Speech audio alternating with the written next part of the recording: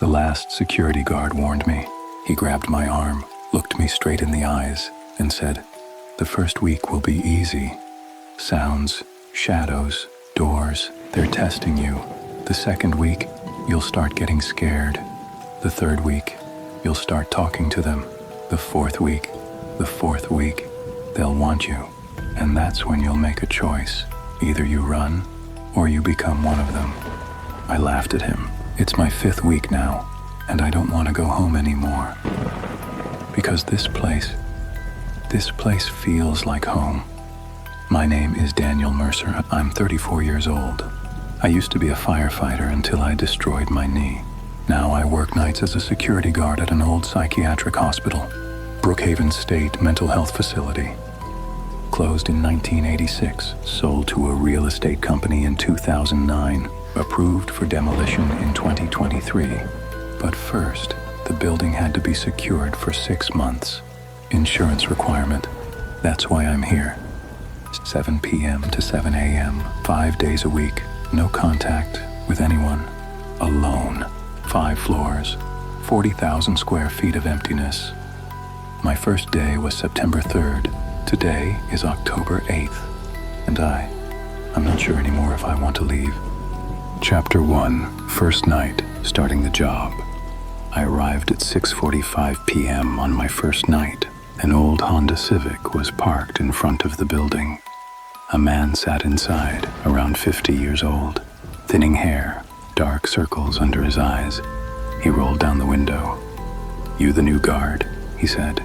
His voice was tired, exhausted. "Yeah," I said. "Daniel, starting today." He looked at me for a long time, like he wanted to say something but couldn't find the words. Then he pulled an envelope from the glove compartment. "Take this," he said. "Keys are inside. Security office is at the main entrance. Right corridor. Camera system works, but only a few cameras are active. Keep the lights on. Keep the radio on you." I took the envelope. "Thanks. Anything else?" "Listen," he said sharply. His eyes met mine. "The first week will be easy. Sounds, shadows, doors, they're testing you." I smiled. "Testing. The second week, you'll start getting scared." My smile froze. "The third week, you'll start talking to them. The fourth week, they'll want you. And that's when you'll make a choice." "What choice?" I said. But the man had already rolled up the window. The engine started. The car sped away. The red glow of brake lights vanished into darkness. I stood alone in an empty parking lot, holding an envelope.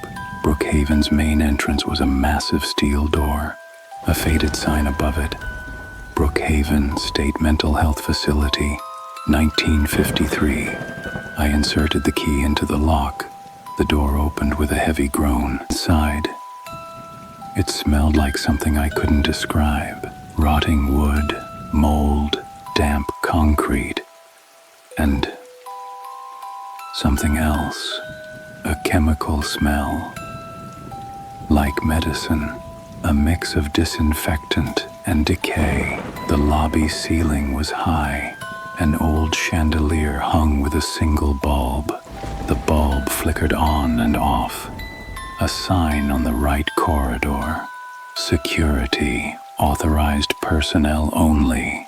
I walked down the corridor. My footsteps echoed. Every step, the ceiling, the walls, the floor, everything sent the echo back to me. Like 100 people were walking in the building. The security office was a small room. Inside, an old desk, 3 monitors, a chair, a cabinet, and a water heater. A board on the wall, emergency procedures, fire exits, camera location. I turned on the monitors, 12 cameras, but only 6 were working. Camera 1, main entrance. Camera 3, first floor east corridor. Camera 5, second floor nurses station. Camera 7, Third floor children's ward, camera 9. Fourth floor security corridor, camera 12. Basement laundry room. The other cameras were dark, just text on screen. No signal. My first hour passed quietly. I watched the cameras. The corridors were empty. The rooms were empty. Everything was still. At 9 p.m., I ate a sandwich. At 10 p.m., I decided to do a patrol. I grabbed my radio, turned on my flashlight, and walked into the corridor. The first floor was long, rooms on the left, offices on the right. Every door had a number: 101, 102, 103. Some doors were ajar, some were locked. I opened one room, 107. Inside, an old bed, a metal cabinet, marks on the wall, scratches from a patient's fingernails. Not neat, chaotic. Some formed words. Can you hear me? Please, I want out. I left the room. I went up to the second floor.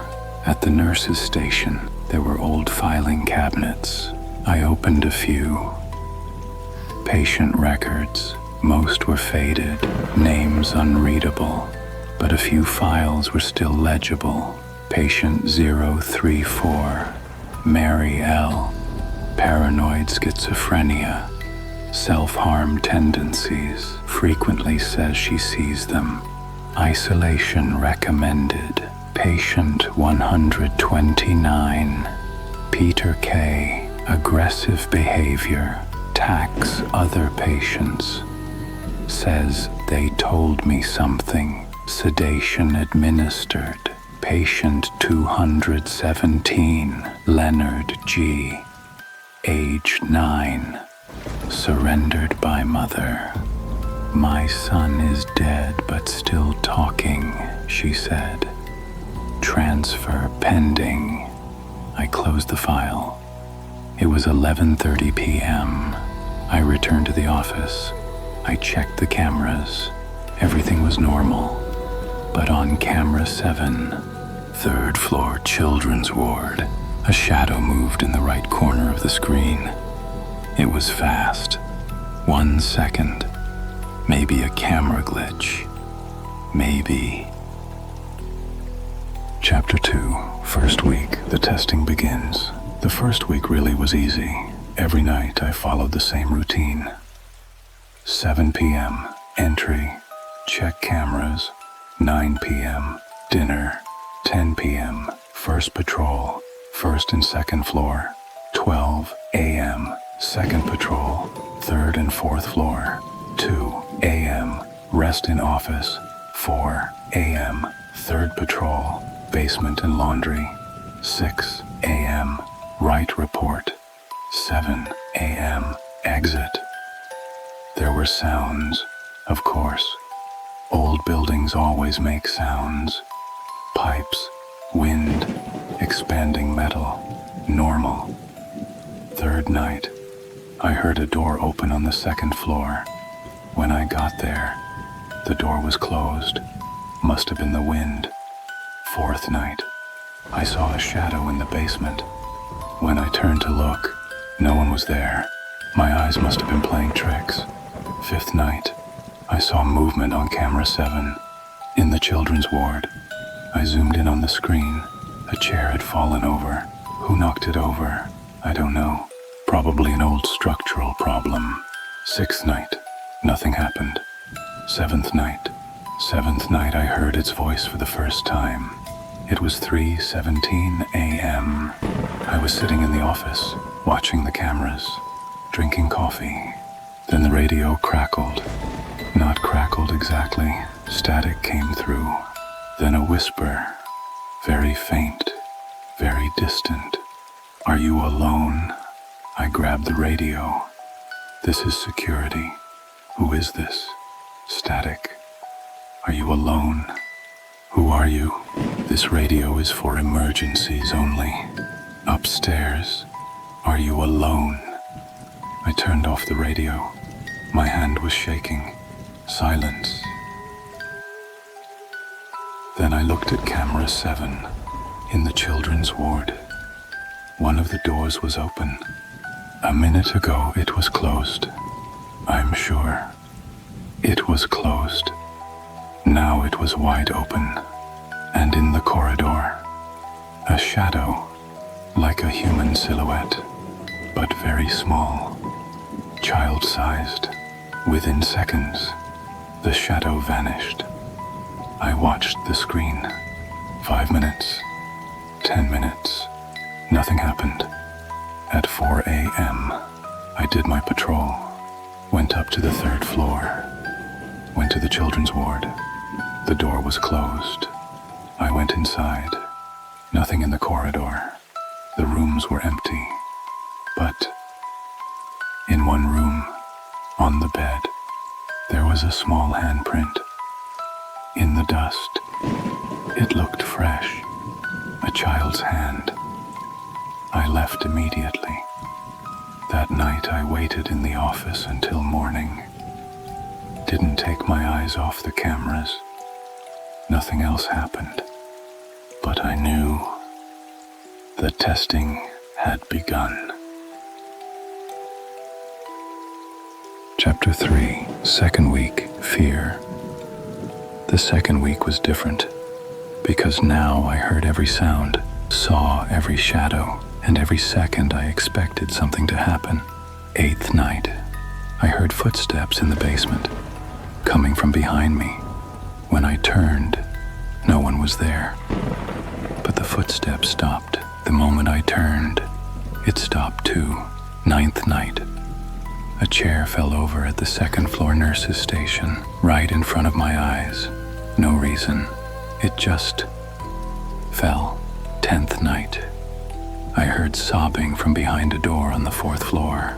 When I opened the door, the room was empty, but the sobbing continued, echoing off the walls. 11th night, I saw a figure on camera 5 at the nurse's station, wearing a white coat, standing motionless, looking at the screen, looking at me. I looked at the camera. My heartbeat quickened. I grabbed the radio. This is security. There shouldn't be anyone on the 2nd floor. Identify yourself. The figure didn't move. Unauthorized entry to this facility is prohibited. Identify yourself. The figure slowly tilted its head. Then, it smiled. The camera went dark. No signal appeared on screen. I immediately ran to the 2nd floor, entered the nurse's station. No one was there, but on the desk, there was a note written on old patient file paper. In ink, the handwriting was messy. We're coming. I dropped the paper. I couldn't breathe. That night when I went home, I couldn't sleep. The next night I came back. Because I couldn't let it go. Somehow I needed to know. 12th night, I was sitting in the office, watching the cameras. 1:43 a.m. A child appeared on camera 7, barefoot, wearing a white hospital gown, hair cropped short, face, I couldn't see it. Head was tilted down, standing in the middle of the children's ward, motionless.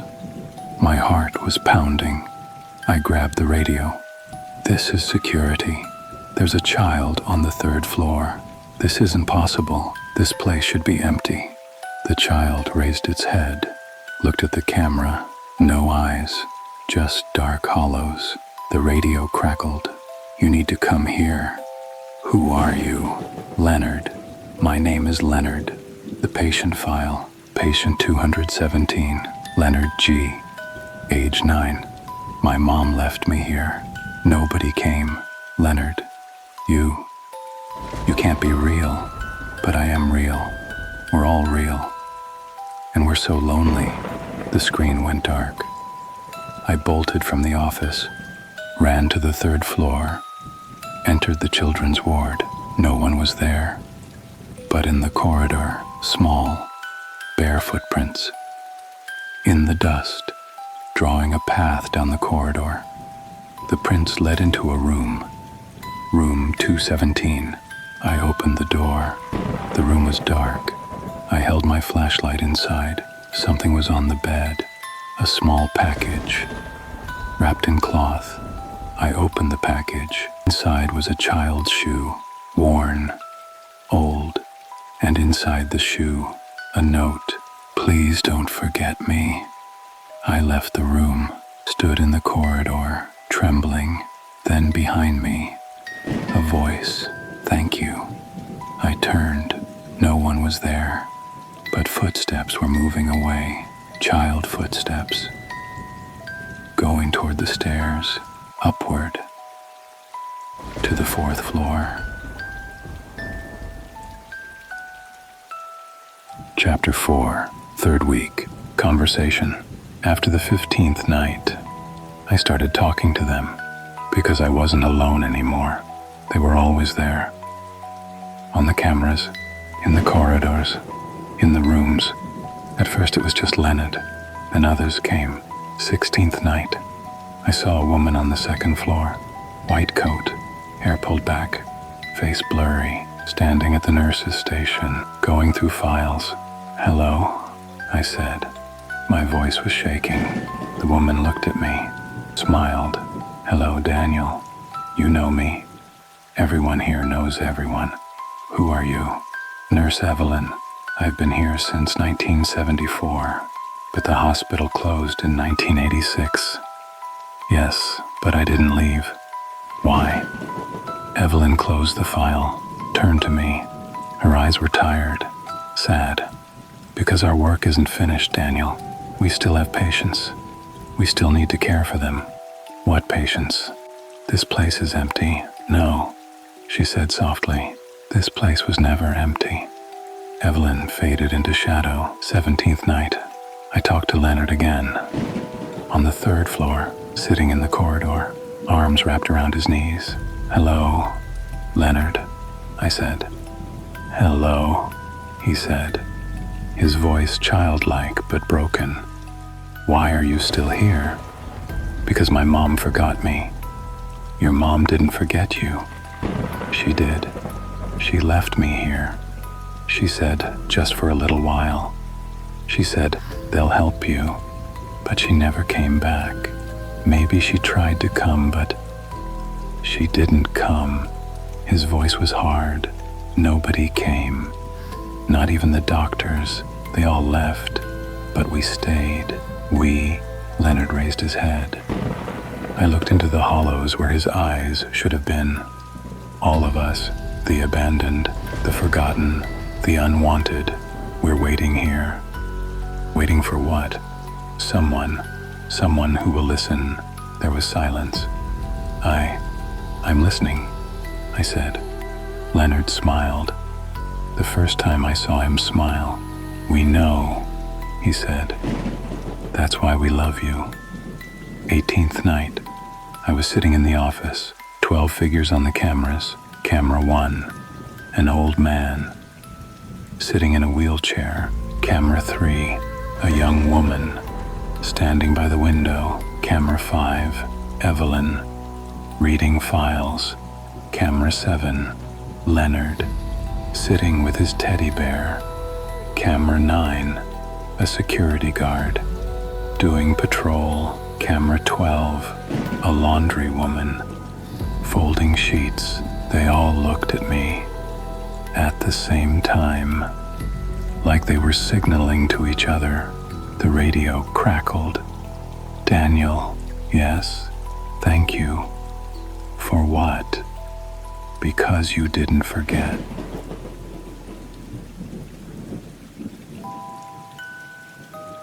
Chapter 5, 4th week, the choice. 22nd night, they made me an offer. It was 2:30 a.m.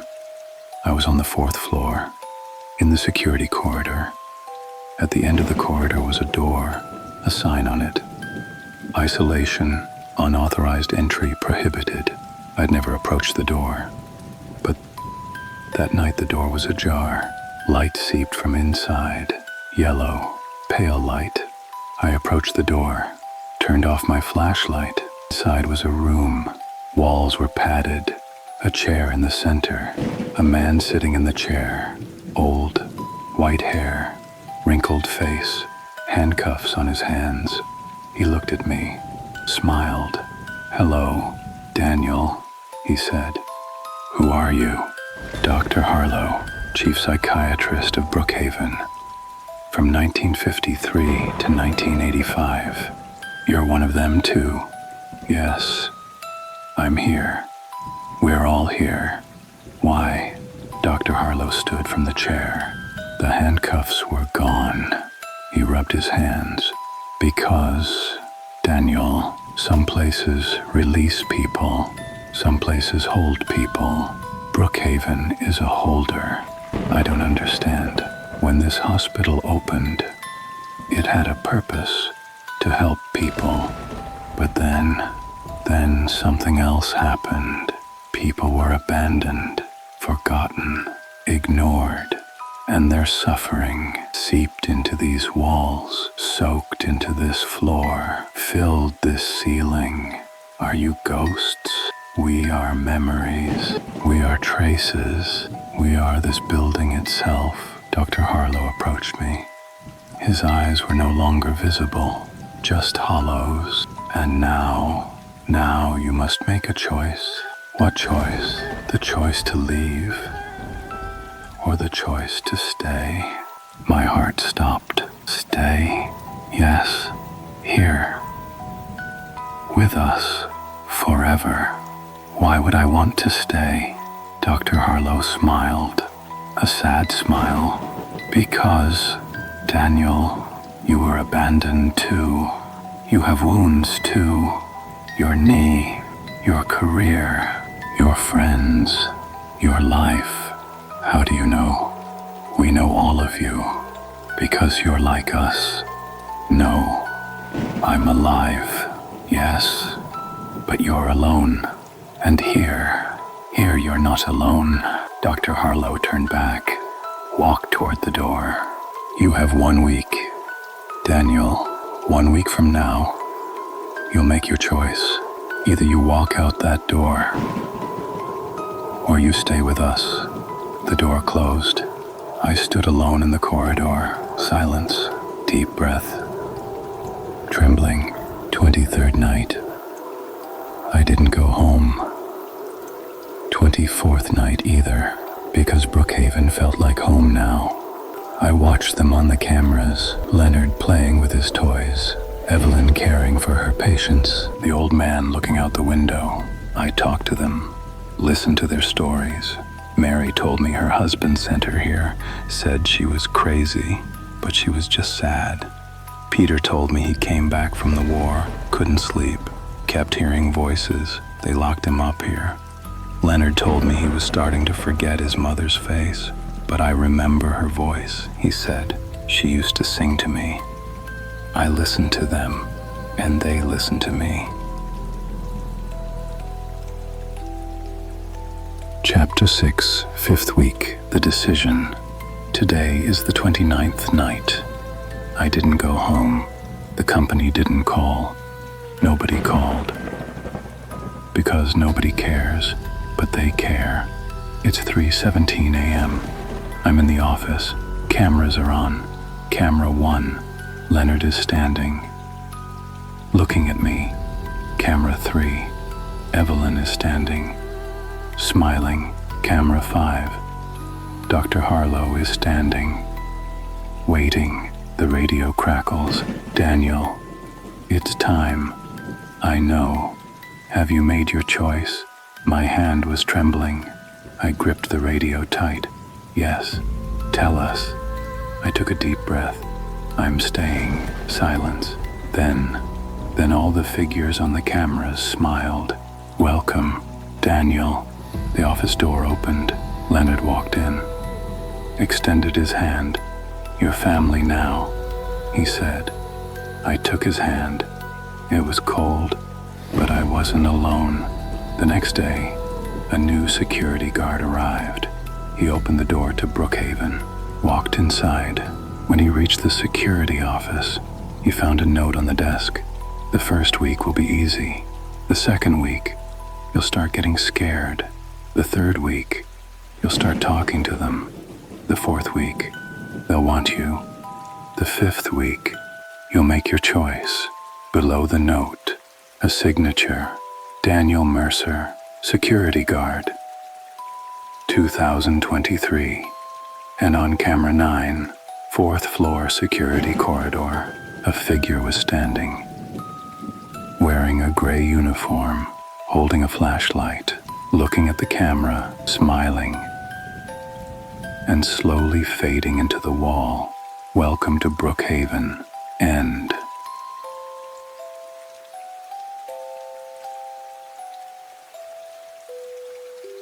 Part 2. The new guard's recordings. The job posting was the same, word for word.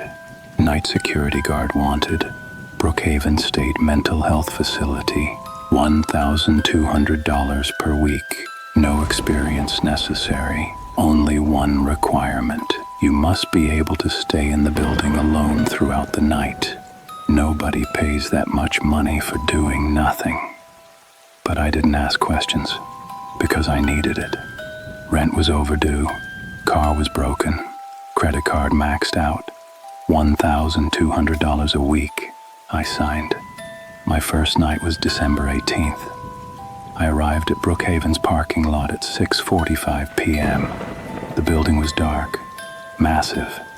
5 stories of concrete monster, broken windows, rusted fire escape, a faded sign above, Brookhaven State Mental Health Facility, 1953.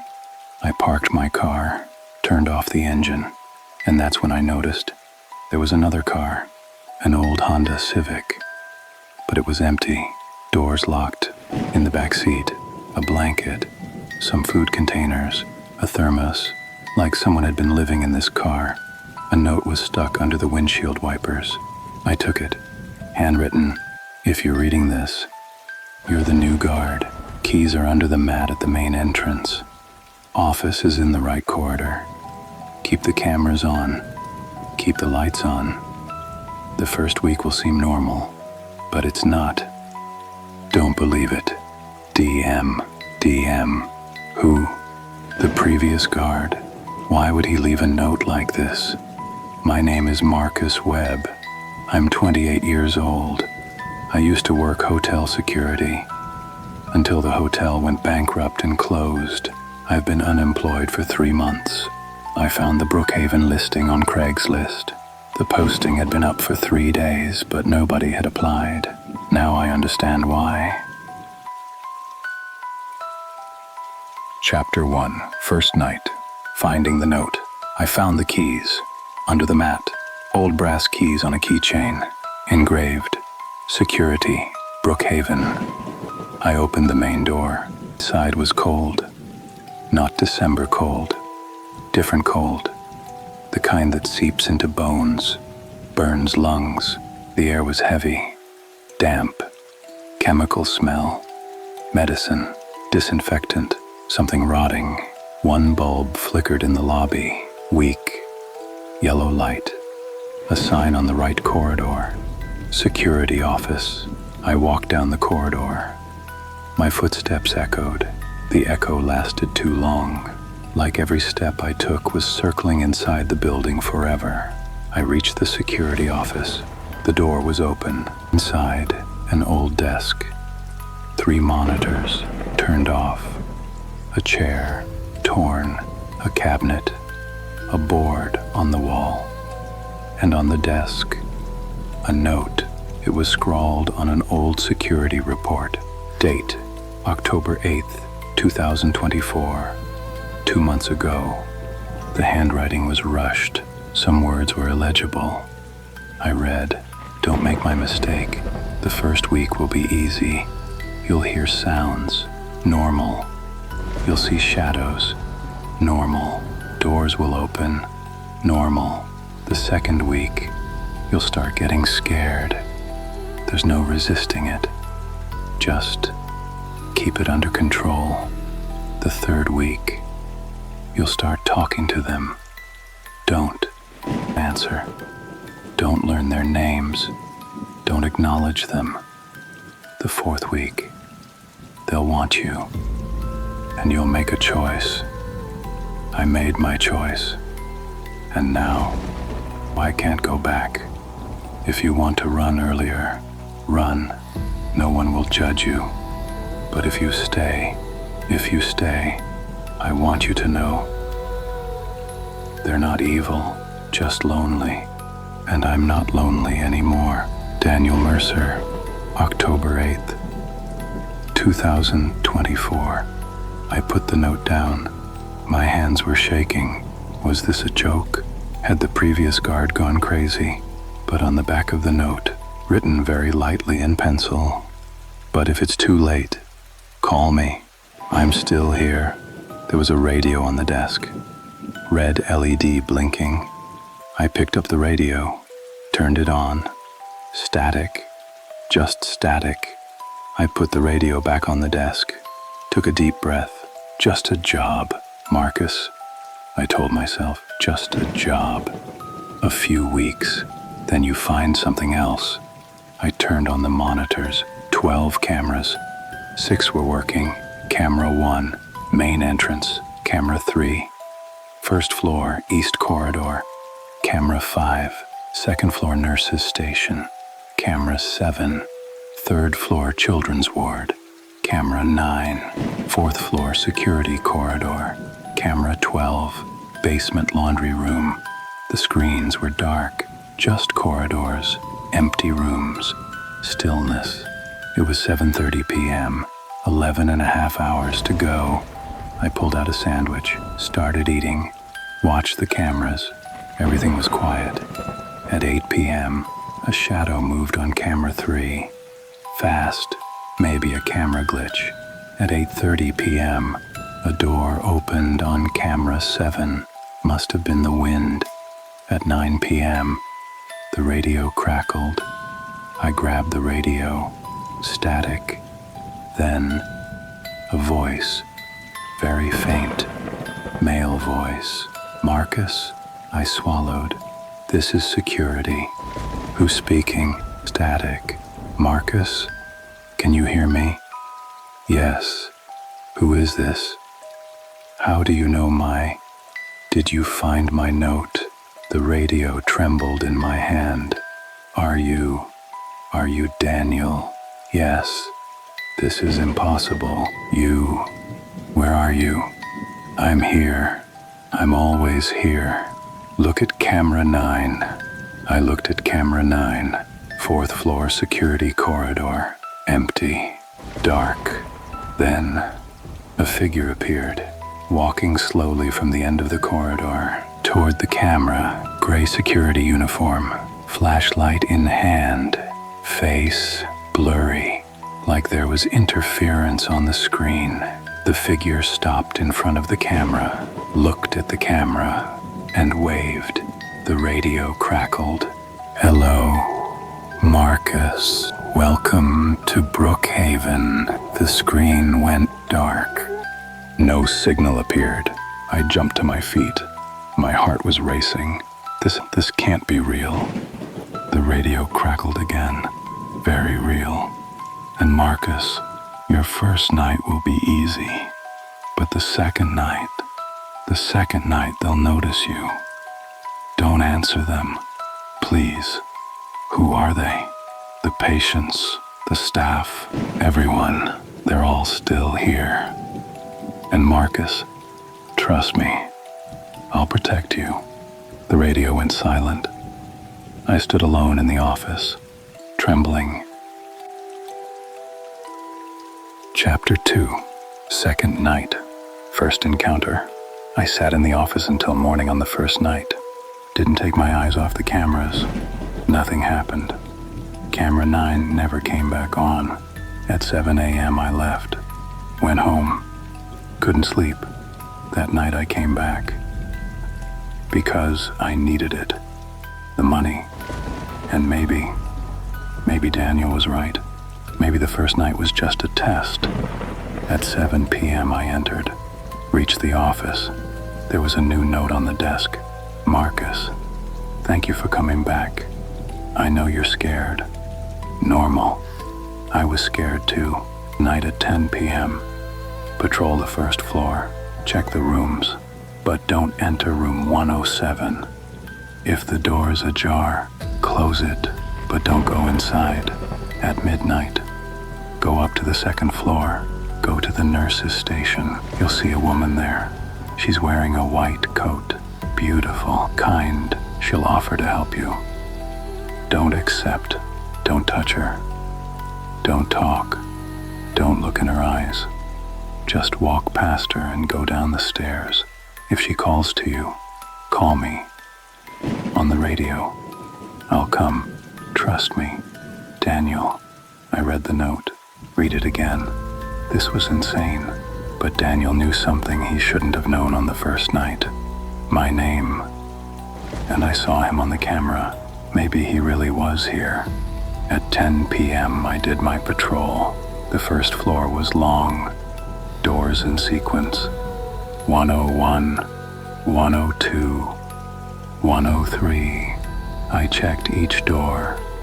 Some were locked. Some were ajar. I reached room 107. The door was ajar. A smell came from inside. Something rotting, sweet, but disgusting. I reached out to close the door, and then a voice came from inside. Please don't leave me alone. My hand froze on the doorknob. Who's there? It's so dark, so cold. Please come in. Please. I pushed the door shut. It locked. A scream came from inside. Short, sharp, then silence. I walked away immediately. At midnight, I went up to the second floor. The nurse's station was at the end of the corridor. A large desk, filing cabinets. Behind the desk, a woman was standing. White coat, hair pulled back. Face was beautiful, tired, but kind. She smiled at me. Hello, she said. Her voice was soft. Are you the new guard? I stopped, remembered. Don't talk, don't touch, don't look in her eyes. I kept my head down and kept walking. Hey, the woman said. I can help you. This building is confusing. If you want, I can give you a tour. I reached the stairs, started going down. Wait. The woman's voice changed, colder. Why are you running? I just want to help. I kept going down. Footsteps came from behind me. Fast, like running. Come back. The voice wasn't a woman's voice anymore. Much deeper. Not human. I reached the bottom of the stairs. First floor. I looked back. She was standing at the top of the stairs. Her face had changed. Eyes completely black. Mouth open too wide. Teeth. God, so many teeth. I grabbed the radio. Daniel, help! Static. The woman started coming down the stairs. Slowly, each step. Her legs cracked like they were breaking. Where's Daniel? I shouted. The woman smiled. Her teeth were bloody. Daniel can't help you. Daniel is with us. And then a figure appeared at the end of the corridor. Gray uniform, flashlight. Daniel. He walked toward the woman, extended his hand. Evelyn, he said calmly. No, he's mine. The woman, Evelyn, froze, looked at Daniel. He's mine, Daniel. You made your choice. Now it's his turn. Not yet. His first week isn't over. The rules have changed. No, they haven't. And you know it. Evelyn growled, but she backed away, slowly climbed the stairs again, and vanished into darkness. Daniel turned to me. I could see his face now. Early 30s, tired eyes, sad expression. "I'm sorry, Marcus," he said. "I should have warned you. Evelyn's getting more aggressive. You're real. Yes, I'm real, or I'm an echo of what was real." "What do you mean?" Daniel smiled. "Go back to the office. I'll explain." Chapter 3, Daniel's Story. We sat facing each other in the office. Daniel sat in the chair, but he was passing through the chair, translucent. When he put his hands on the desk, the hands were inside the desk. "You're a ghost," I said. "Yes."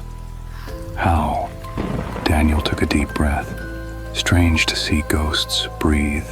October 8th, I made a decision to stay with them. "Why?" "Because..." He paused. His eyes looked wet. "Because there was nobody outside. My family gave up on me years ago. My friends didn't call. My job was gone. I had no home. I was just a shadow. I didn't matter to anyone. But here, I met Leonard, Evelyn, Peter, Mary. They listened to me. They cared about me. And when Dr. Harlow offered me an option, I accepted." "What option?" "Stay. Forever. And never be lonely." Silence. "But then I realized," Daniel said, "I'd made the wrong choice. Because they didn't love me. They needed me. A soul, living energy. And when I gave it to them, I died, physically died." "How did you die?" "My heart stopped on the last night of the 5th week at 3:17 a.m. in the office while watching the cameras. There was no pain, just darkness. And then I woke up, but I wasn't alive anymore." He looked into my eyes. "And Marcus, they want you now, but I won't let you go. Because you shouldn't make my mistake. Why are you helping me? You don't even know me." Daniel smiled, the first real smile. "Because maybe, by saving you, I can save myself. Maybe this is my redemption." Chapter 4, 3rd week. Meeting them. In the 3rd week, Daniel introduced me to all of them. Every night, every patrol, I met someone. Leonard, children's ward, 3rd floor, 9 years old, white hospital gown, barefoot, no eyes. The first night I talked to him, I was scared, but Daniel was with me. Daniel said, "This is Marcus. He's a good person." Leonard raised his head. Empty eye sockets looked at me. "Hello, Marcus," he said. His voice was childlike, innocent. "Hello, Leonard," I said. "Are you going to stay?" "I don't know. I hope you stay. We're so lonely." My heart tightened. Daniel put his hand on Leonard's shoulder. "Leonard, Marcus has to leave. But you can visit him. Just don't hurt him." "Never," Leonard said. "I never hurt anyone. I just want to talk." Peter, 2nd floor, room 214. 40s, war veteran, scars on his face. He sat in his room, staring at the wall. "Peter," Daniel said, "we have a visitor." Peter turned to me. His eyes were tired. "You the new guard?" "Yes." "Good. The last guard. He stayed. You should leave." "Why?" "Because this place is a trap. The moment you enter, it won't let you go. I've been here since 1972. Tried to escape. Couldn't. Peter's courage is broken." Daniel said, "But you can do it, Marcus." Peter nodded. "Maybe. But be careful. Harlow will test you." Mary, 1st floor, room 134. young woman, 20s, beautiful, but sad. She looked out the window. "My husband sent me here," she said quietly. "Said I was crazy, but I was just sad. We'd lost our baby, and I couldn't stop crying. I'm sorry," I said. "Everyone's sorry," she said, "but no one comes to rescue. Nurse Evelyn, second floor nurse's station. Daniel wouldn't let me near her. Evelyn is different," he said. She lost control. When she was alive, she was a good nurse, but after she died, anger changed her. Why is she angry? Because for years she cared for patients, and they all either died or were abandoned. No one thanked her. No one remembered her. And now she wants new souls, so she can care for them. But she's not caring for them. She's consuming them. Daniel nodded. "Yes, that's why you stay away from her." Dr. Harlow, 4th floor. Isolation room. When I went to see him, Daniel seemed very tense. "Marcus," he said, "you'll talk to Harlow, but don't say yes to him. Whatever he asks, say no." We entered the isolation room. Dr. Harlow was there. Old, white hair, empty eyes. He smiled at me. "Marcus, finally, Daniel has told me so much about you." "Hello," I said. "Sit," he gestured. There was no chair, but a chair appeared. Ghost chair. I didn't sit. "I'll stand." Harlow's smile widened. "Smart boy. Daniel chose you well. He didn't choose me. I applied for this job." But Marcus, there's no such thing as coincidence. You were called here, just like Daniel, just like the ones before. The ones before. Yes, Daniel was the 11th guard. Before him, 10 more. They all made a decision. Some stayed, some tried to escape. What happened to those who tried to escape? Harlow's smile vanished. None of them reached the door. Chapter 5, 4th week, the offer. Night 317. Always 317. Time frozen. On the first night of the 4th week, they all came. I'm in the office, watching the cameras. Camera 1, Leonard. Camera 3, Peter. Camera 5, Mary. Camera 7, Evelyn. Camera 9, Harlow. Camera 12, Daniel. They all looked at me at the same time.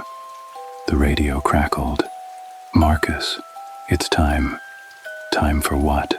"Time for choice. You don't need to wait for the 5th week. You can decide now." Daniel's voice came. "Marcus, no. Not yet. I have one more week with you. The rules have changed, Daniel. You're no longer an authority here." It was Harlow's voice. On screen, Harlow walked forward, got very close to the camera. "Marcus, listen to me. I'm offering you a proposition. Belong here. Stay with us. And never be lonely again. You have nothing outside. No job, no family, no future. But here we have a family, a purpose. And you can join us." Daniel shouted. "Don't do it, Marcus. He's lying to you." "Lying, Daniel. You're lying to yourself. You were happy here. We loved you. You belonged with us. Marcus will feel the same." Harlow seemed to be coming out of the monitor. His face filled the screen. "Tell me, Marcus, stay or go." My hand froze on the radio. My heart was pounding wildly. And for a second, I thought about it. What was outside? An apartment I couldn't afford. Friends who didn't call, no future. But here was Leonard's innocent voice, Peter's story, Mary's sadness, and Daniel. Daniel needed me. I opened my lips. Daniel shouted, "Marcus, no!" The office door opened. Daniel came in. I forgot he was a ghost. He was so real. "Please," he said, tears in his eyes. "Please, Marcus, don't make my mistake. You're younger. You have more chances. You can have a life outside. But there's nobody. There will be. Maybe not tomorrow, but one day there will be. You're alive, Marcus. I'm dead, and I can't take you with me." Harlow's voice came. "How touching, Daniel. But Marcus's decision isn't yours. It's his." Daniel turned to me, held my hands, cold but real. "Marcus, I'll tell you something. If I save you, I can leave here. Harlow told me, if I save one soul, I'll be set free. What? My redemption is you, Marcus. Please, please leave. Please escape. Because if you escape, I'll escape too." I looked into his eyes, and I understood. Daniel wasn't lying to me. Daniel was trying to save me. Not to save himself, to save me. I grabbed the radio. "Dr. Harlow," I said. "My answer is no. I want to leave." Silence. Then, all the cameras went dark. The lights went out, and in the darkness, I heard a scream. The entire building was screaming. Chapter 6. Escape. "Run, Marcus." Daniel pulled me. We ran out of the office. The corridor was dark, but shadows were moving everywhere. Evelyn was running, her face completely changed, mouth gaping open, hands with long fingers, like claws. "Come back.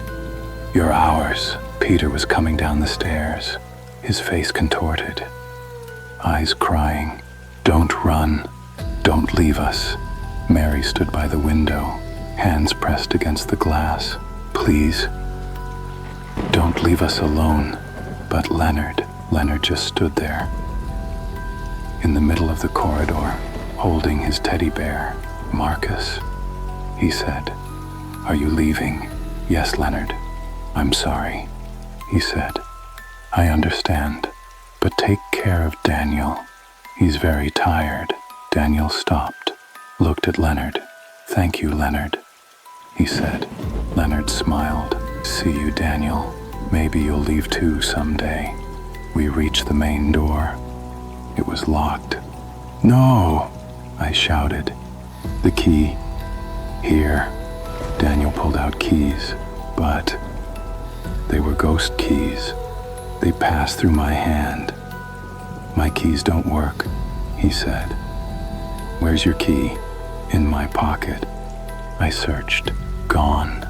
"You must have left it in the office." Harlow's voice from behind us. "No one escapes, Marcus. No one ever has."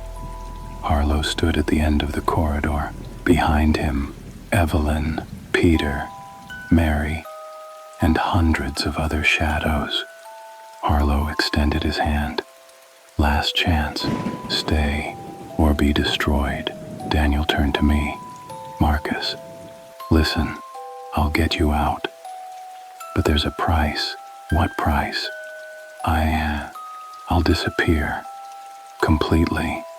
If I give you all my energy, you can open the door while alive. But I'll be destroyed."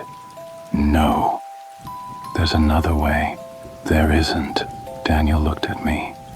His eyes weren't crying anymore. They were peaceful. "Marcus, this is my choice. You're my redemption. Let me do this." Harlow shouted, "Daniel, if you do this, you'll be destroyed forever." "I know," Daniel said, "and I accept it." His hands opened his chest. A light appeared, blue-white, warm. Come on, Marcus. Open the door and live for me. Daniel reached into his chest, pulled out the light, and threw it toward me. The light entered my body. I felt warmth. I felt power, and I touched the door. The door opened. I burst through the door, fell into the parking lot. I looked back. The door was still open. Inside was darkness. And at the threshold, Daniel stood. But he was breaking apart, scattering like fragments of light. "Daniel," I shouted. "Go, Marcus," he said. His voice was so faint. "Run. And don't forget me." "Never," Daniel smiled. "One last time, thank you," he said, and he vanished. The door closed. Brookhaven returned to solitude. Ending 3 months later. Today is March 15th, 3 months since Daniel died. I went to the police, told them everything. They didn't believe me. They went to Brookhaven, found it empty. "You're hallucinating," they said. But I know. Daniel was there. They were all there. And Daniel saved me. Now I have a new job, working at a cafe. Pay isn't great, but I'm safe. Every night when I go home, I pass by Brookhaven, and sometimes I see a shadow in the 4th floor window. Gray uniform, waving. I don't know if it's real, but every time I see it, I smile. "Thank you, Daniel," I say. "I'll never forget you." And I feel it inside. He doesn't forget me either. You're welcome, Marcus. Live for me.